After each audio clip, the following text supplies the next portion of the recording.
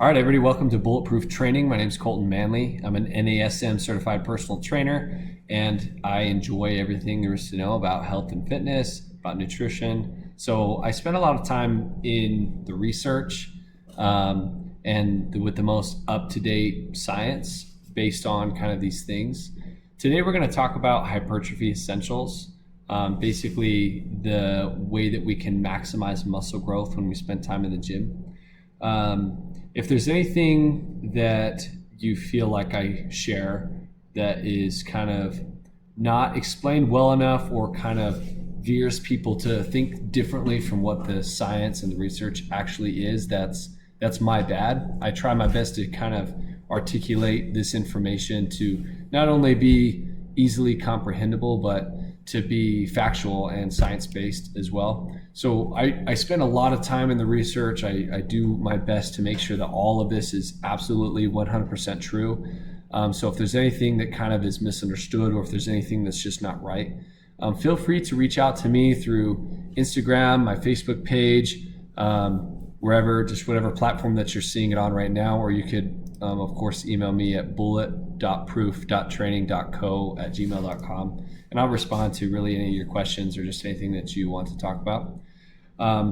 So this is my first episode that I'm posting. There's going to be a couple episodes that will follow this. Really, there's a lot that goes into optimizing your potential to build muscle. So there's gonna have to be a couple of episodes because I'm gonna go in pretty good depth with this. This is really for anybody of any advanced, or I guess for any stage of muscle building, I guess you could say. It's going to be more comprehensible to those that are a little bit more advanced, but I'll do my best to kind of make it as simple as possible so that really anybody that has the goal of getting as big as possible can interpret what I'm saying and kind of see this and learn from it. So without further ado, I guess we'll just get started with 2 points that I want to cover in this episode, and I'll make sure that I cover everything else in the other ones. So stay tuned for episode 2 when that one comes out, because it's going to have a lot more in-depth explanation of kind of these things here that we're going to cover today, and we'll give you a basic understanding of how to apply what we're going to cover in this first episode. So to break it down simply, when you're trying to grow as much muscle as possible, the way that I like to break it down is 2 stages. And the first stage is the catabolic stage. The second stage is the anabolic stage, which you need both in order to build muscle. Now, let's just talk about the first 2 points at the catabolic stage. What I mean by this catabolic phase is essentially breaking down tissue. That's what catabolic refers to. So in order to allow for muscle to grow, there needs to be this catabolic stage. Although I don't want there to be any misinterpretations on what I'm saying when there needs to be a breakdown of muscle in order to grow muscle. We'll clear kind of those misconceptions up in just a second. But the most important thing that you need to know about building muscle is understanding the concept of mechanical tension, because mechanical tension is the primary driver of hypertrophy. It's the number one most important thing when it comes to gaining and building muscle. What that means is it's the stretching force applied to a muscle fiber and the contractile forces resisting against it. So it's kind of a combination of 2 things happening at one time. So it's when you have resistance pulling your muscle into a lengthened position. For example, if you're talking about your biceps muscle, if you're doing a curl, it's the gravity pulling the bar, for example, or the dumbbell, for example, down towards the floor. That is the force that's being applied to the muscle fiber, as it says here. And then your active force that you're applying against that force which is the contractile force resisting against it. So that's you telling your muscle to contract and then pull the weight back up, right? So those two forces essentially is mechanical tension, right? Now there's ways that you can optimize mechanical tension that will help you to build more mass than probably what you're building already. And we'll get into that in probably episode 2. But just know that mechanical tension is the most important thing. I'll be sure to mention the best way to apply mechanical tension. Let's cover a couple misunderstandings that a lot of people have about building muscle. As we know, there's a lot of influence out there that is just absolutely wrong and is completely misleading. One of those of which is that muscle damage is causing muscle growth, which isn't true. Although muscle damage is an aspect or a feature that comes with, exercise and resistance training, it's not causing muscle growth. We are repairing tissue in order to get bigger, or we're building more tissue in order to get bigger, but we don't necessarily need this muscle damaged to grow more muscle, if that makes sense. A lot of people are under the impression that if you are feeling more sore, or if you didn't feel sore, if you are feeling sore, then you did it right, or that if you're not feeling sore, that you didn't do it right. And that's just simply not true. Next thing that we need to clear up is metabolic stress, or I guess the pump, what other people kind of refer it to. That they say that if you don't feel the pump, then you're not growing your muscles, or reaching the pump is the best way to optimize growth, and that's just simply not true as well. Although the pump has its benefits, like it feels good and it looks cool when you stand in front of the mirror and you see that your muscles are bigger than they've probably ever been, that's sweet. But it doesn't cause muscle growth, okay? Going back to what we said earlier, mechanical tension is what causes muscle growth. One other misunderstanding, blood flow restriction training, or BFR training. It adds no additional benefit as well. What that means is, like, I don't know if you've heard of people like tying rubber bands around the muscles that they're exercising, or like blood pressure cuffs or whatever around the muscles that they're exercising, in order to restrict the blood flow, which causes less oxygen to reach the muscle, which leads to fatigue faster of the muscle. You don't need that. It's absolutely not essential for muscle growth.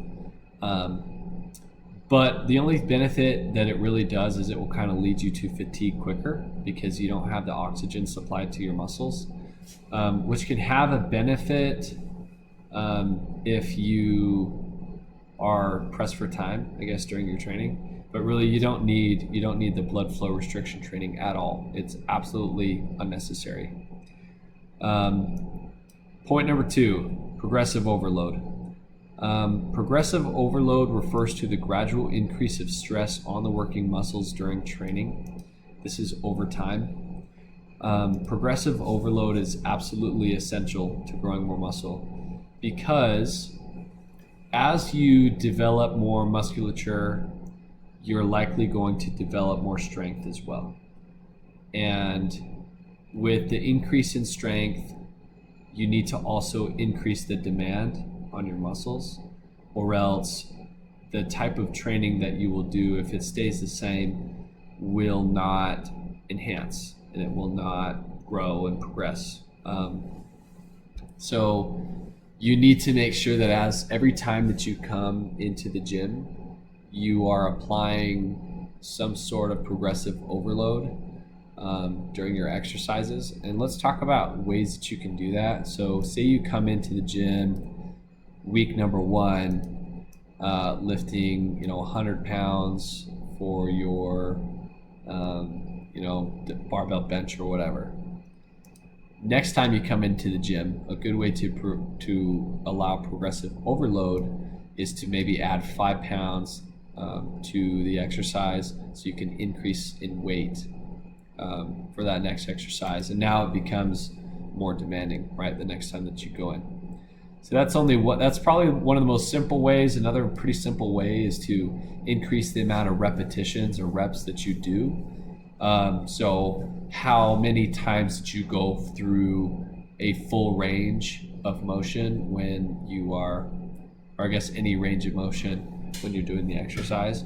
So for example, you could come into the gym on week number 1 and you're starting with 10 repetitions for a certain exercise, and then come week 2 you're doing 12 repetitions for the same exercise and same weight, So that's a good way to allow progressive overload as well. Something that you could do to kind of change it up is do more sets. So maybe week number 1 you're doing 4 sets for a specific muscle group. Week 2 you could do 5 sets.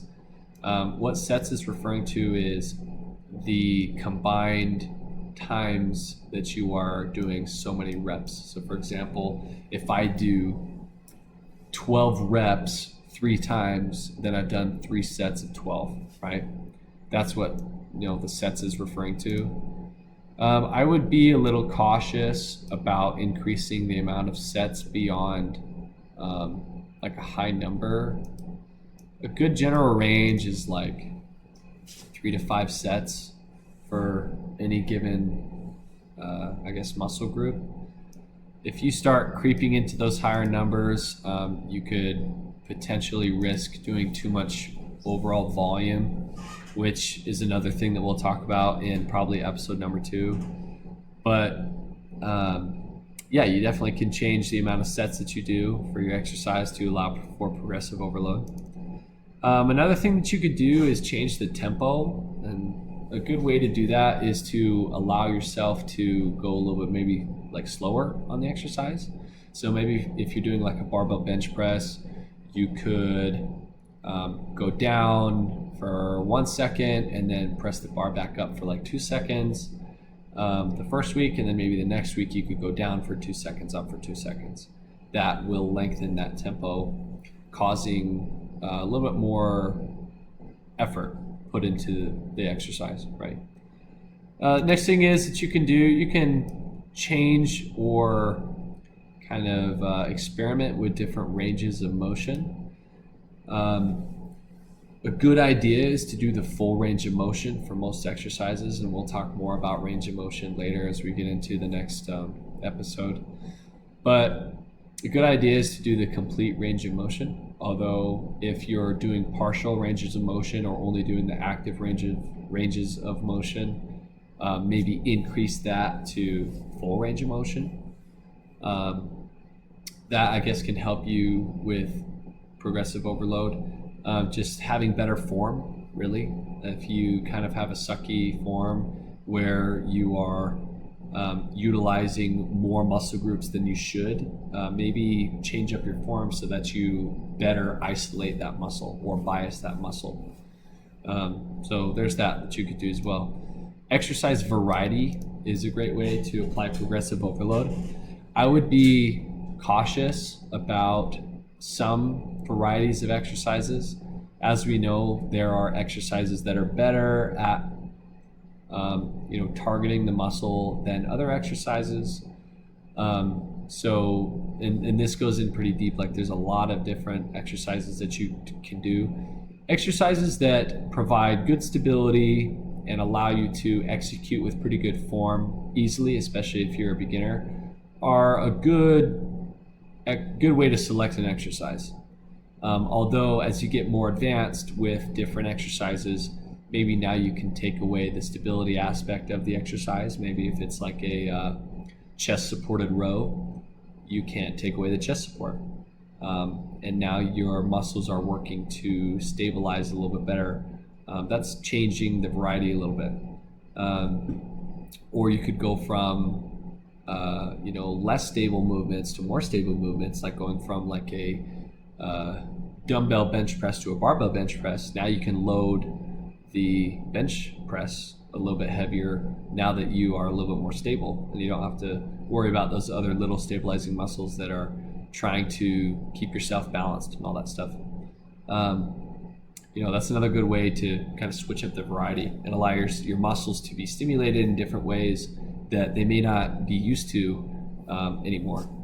So that's kind of it for this first episode. We'll talk more in our next episode about acute training variables, and there's a lot of different variables that will help kind of enhance your ability to grow. But we'll get into that in the next one. Again, if you guys have any questions, feel free to DM me through whatever platform that you're on right now, or just send whatever questions you have to bullet.proof.training.co@gmail.com. Again, I also offer personal training. I haven't done a whole lot to create my business just yet because this is still pretty new. So it's just going to kind of be a one-on-one work it out basis right now until I get like an actual, maybe an app or a website put up where I can kind of accept more clients a little bit more formally. So, but if you are, interested at these beginning stages of this business to maybe enhance as much muscle as possible, or I have other programs that I could work with you for, maybe if you want to lose as much fat as possible, or if you want to do kind of a combination of both where you're doing a body recomposition phase, losing fat, building muscle at the same time. Literally any training, if you want to work on your speed, your power and your speed at the same time, your strength and your muscle building at the same time. I know of all different ways, all different types that you can enhance your ability to grow in those, whatever those goals are. So reach out to me, and I'm happy to help you out in any way I can. So stay tuned for the next video because you guys are going to learn a lot, especially if you guys are really curious about getting as big as possible for whatever it is that you've got coming on. So I'll see you in the next one.